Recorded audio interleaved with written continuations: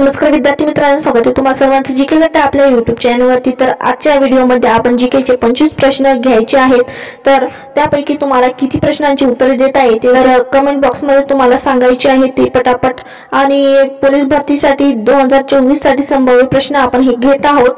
तर तत्पूर्वी जर चॅनल नवीन असाल तर सबस्क्राइब करा, लाईक करा आणि शेअर करा, जेणेकरून तुम्हाला पुढील व्हिडिओचं नोटिफिकेशन मिळेल। चला तर विद्यार्थी मित्रांनो, वेळ न गमावता आपण पाहूया पहिला प्रश्न। तर पहिला प्रश्न आहे, 1 मे 1960 रोजी महाराष्ट्रात रिकामी जागा जिल्हे होते? ए 26, बी 35, सी 29, डी 23। उत्तर माहिती असल्यास विद्यार्थी मित्रांनो कमेंट करून नक्कीच सांगा। तर या प्रश्नाचे योग्य उत्तर आहे विद्यार्थी मित्रांनो ए 26 जिल्हे होते। पुढील प्रश्न आपण पाहणार आहोत, महाराष्ट्राचा बराचसा भूभाग कोणत्या खडकापासून बनला आहे? ए बेसॉल्ट, बी एन्थ्रासाइट, सी ग्रेनाइट, डी सिलिकॉन। आणि चॅनल नवीन असाल तर सबस्क्राइब करायला विसरू नका। याचे योग्य उत्तर आहे ए बेसॉल्ट खडकापासून बनला आहे। पुढील प्रश्न आहे, भारतातील 12 ज्योतिर्लिंगांपैकी महाराष्ट्रात किती ज्योतिर्लिंगे आहेत? ए 3, बी 4, सी 5, डी 7।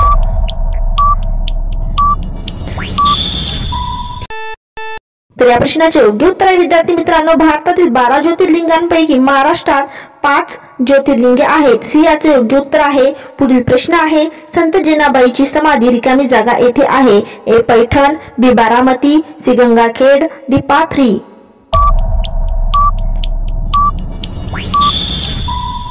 तर या प्रश्नाचे योग्य उत्तर आहे सी गंगाखेड। पुढील प्रश्न आहे, भंडारदरा धरण कोणत्या नदीवर आहे? ए वारणा नदी, बी प्रवरा नदी, सी वैतरणा नदी, डी भोगावती नदी।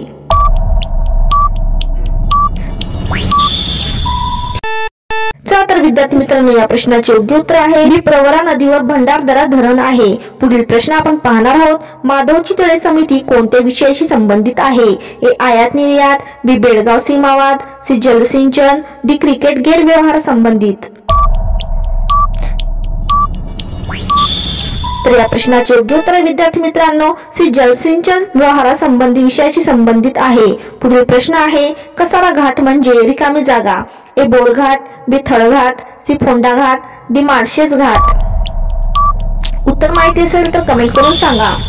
तर या प्रश्नाचे योग्य उत्तर विद्यार्थी मित्रांनो बी थळघाट। कसारा घाट म्हणजे थळघाट, बी याचे योग्य उत्तर आहे। पुढील प्रश्न आहे, कोयना नगरला कोणत्या वर्षी भूकंपाचा भीषण तडाखा बसला होता? ए 1967, बी 1972, सी 1984, डी 1901।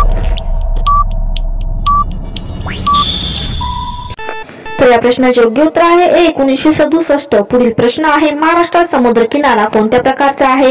ए फियार्ड, बी डाल्मेजियन, सी रिया, डी हाफनेरोंग।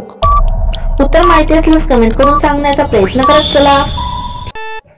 तर विद्यार्थी मित्रांनो, या प्रश्नाचा योग्य उत्तर आहे सी रिया प्रकारचा आहे महाराष्ट्राचा समुद्र किनारा। पुढील प्रश्न आपण पाहणार आहोत, नारळाच्या झाडाला काय म्हणतात? ए ताड, बी पोकळी, सी झावली, डी माड। आणि व्हिडिओच्या शेवटी तुमचा स्कोर किती आला मंडळी ते सुद्धा सांगायला विसरू नका। तर या प्रश्नाचे योग्य उत्तर आहे डी माड। नारळाच्या झाडाला काय म्हणतात? तर डी याचे योग्य उत्तर आहे माड। पुढील प्रश्न आहे, महाराष्ट्रातील भरतपूर म्हणून खालीलपैकी कुठले अभयारण्य ओळखले जाते? ए गौताळा ओटूम घाट, बी टिपेश्वर, सी नांदूर मधमेश्वर, डी तानसा।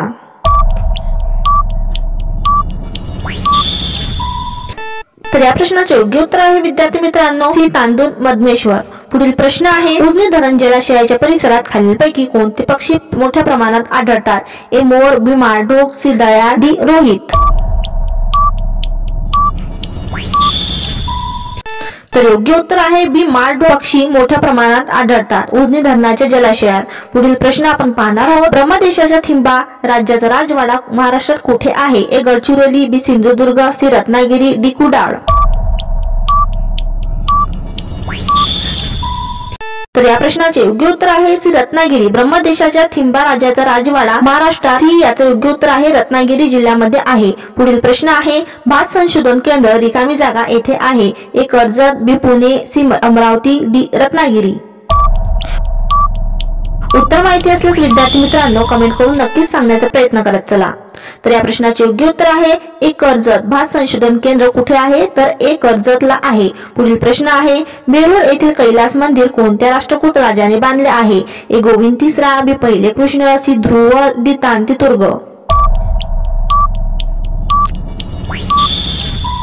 तर या प्रश्नाचे योग्य उत्तर आहे बी पहिला कृष्ण. वेरूळ येथील कैलास लेणी मंदिर कोणत्या राष्ट्रकूट राजाने बांधलं? तर बी याचे योग्य उत्तर राहील पहिला कृष्ण. पुढील प्रश्न आहे जांभी मृदा कोणत्या जिल्ह्यात आढळते? ए परभणी, बी अकोला, सी नागपूर, डी रत्नागिरी. तर विद्यार्थी मित्रांनो जांभी मृदा डी याचे योग्य उत्तर आहे रत्नागिरी जिल्ह्यात आढळते. पुढील प्रश्न आहे महाराष्ट्रामध्ये रब्बी हंगामाचा कालावधी कोणता? ए जानेवारी मार्च, बी ऑक्टोबर ते मार्च, सी जून ते ऑक्टोबर, डी मार्च ते जून.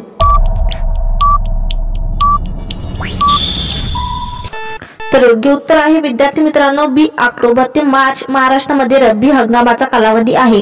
पुढील प्रश्न आहे चित्रकूट धबधबा कोणत्या नदीवर आहे? ए वैनगंगा, बी वैतरणा, सी इंद्रावती, डी भीमा.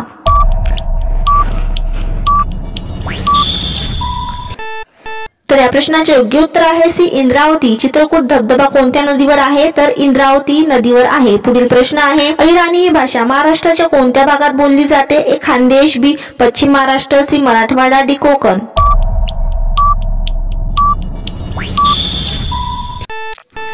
तर विद्यार्थी मित्रांनो अहिराणी ही भाषा महाराष्ट्राच्या खानदेश या भागात बोलली जाते. याचे योग्य उत्तर राहील. पुढील प्रश्न आहे धुळे शहर कोणत्या नदीकाठी वसले आहे? ए भीमा, बी धाम, सी पांझरा, डी तापी.